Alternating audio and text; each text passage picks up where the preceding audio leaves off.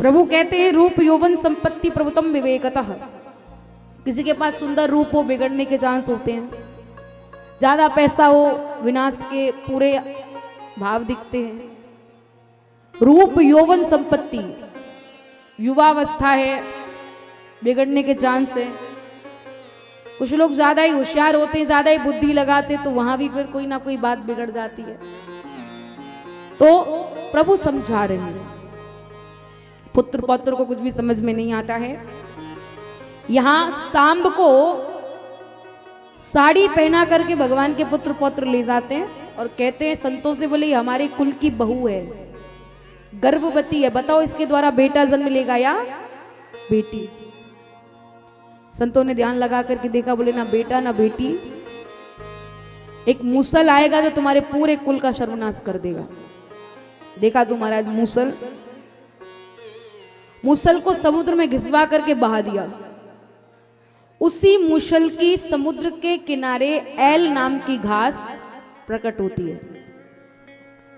यदुवंशी लोग प्रवास क्षेत्र में गए हैं, मांस मदिरा भक्षण करते हैं। देखिए भगवान श्री कृष्ण का परिवार, पर जब बुद्धि भ्रमित होती है ना तो कोई भी कुछ भी कर सकता है।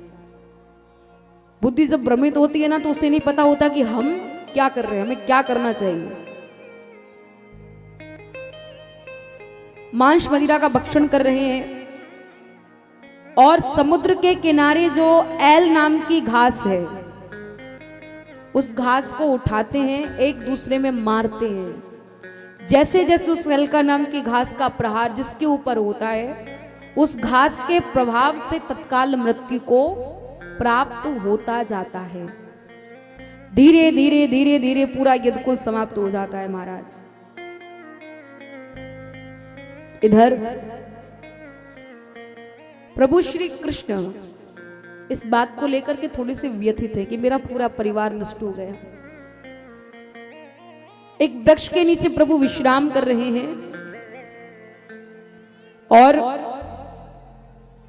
एक शिकारी आता है जिसके हाथों में धनुष बाण लगे हुए हैं, शिकार करना है।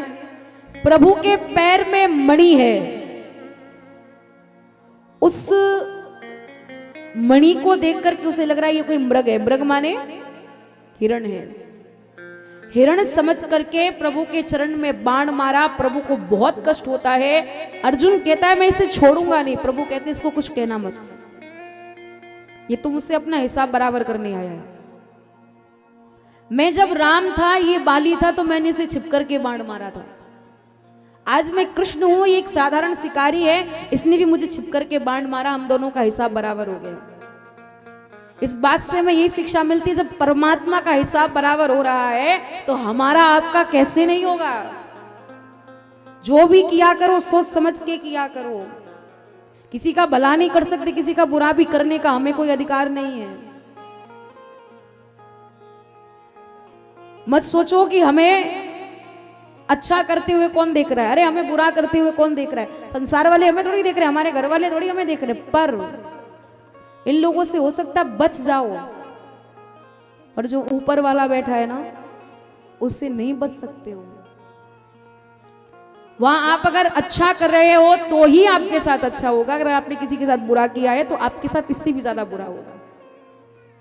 प्रमाण, आप किसी का अच्छा करना आपको उसका फल बहुत लेट से मिलेगा, और आप किसी का बुरा कर दो आपको तत्काल उसका फल मिल जाएगा।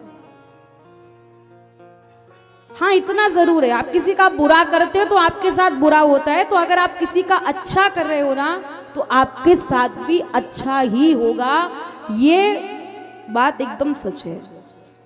हाँ विलंब में होता है, बुरा से जल्दी से हो जाता है, पर अच्छाई देर में होती है पर उसका प्रभाव बहुत ज्यादा अच्छा होता है। जो भी करो अच्छा करो, जो बोलो पहले तुम तोलो फिर मुंह को खोला करना।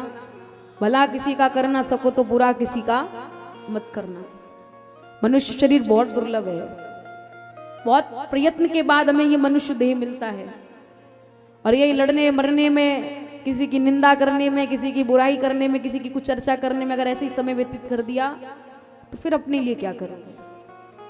वहां जाकर के हमारा हिसाब होगा, हम कुछ भी नहीं बोल पाएंगे, कुछ भी नहीं कह पाएंगे।